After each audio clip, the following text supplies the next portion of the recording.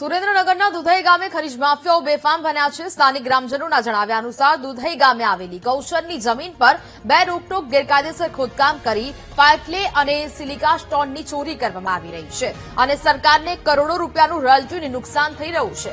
ગ્રામજનોએ આક્ષેપ કર્યો છે કે ઘેલા રબારી સહિતના ખનીજ માફિયાઓ દ્વારા રોજ 25 જેટલા ડમ્પરો દ્વારા ખનીજની હેરાફેરી થઈ રહી છે।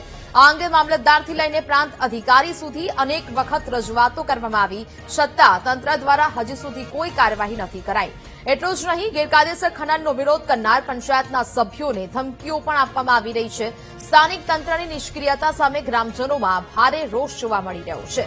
ઉચ્ચ અધિકારીઓ સ્થળ તપાસ કરી અને ગેરકાયદેસર ખનન બંધ કરાવે તેવી ગ્રામજનો દ્વારા માંગ કરાઈ છે।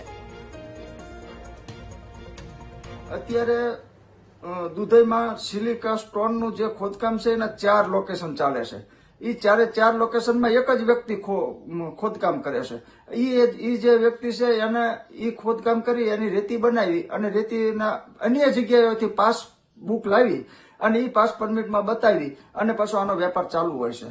દરરોજ 20 થી 25 ગાડીઓ આવી રેતીની જે ગેરકાયદેસર ને કાયદેસર બનાવી અને એનો વેચાણ કરવામાં કાળો કારોબાર ચાલુ હોય છે।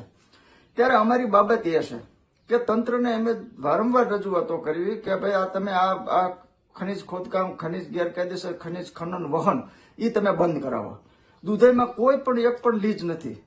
અમે જે લીજો છે એ લીજો પણ ખોટી રીતે છે। તમે જે ખાણ ખનીજ વિભાગ આ લીજો ઉપર માપણી કરે અથવા કરે તો એનેથી જે લીજ છે કે એ લીજથી 5 ગણું વધારે ખોદકામ થઈ ચૂક્યું છે। ગૌચર જમીનમાં અત્યારે ખોદકામ ચાલુ છે, સરકારી ખરાબામાં ચાલુ છે, વન વિભાગની જમીનની બાજુમાં ચાલુ છે અને જે નદીઓના જે વહેણ છે એ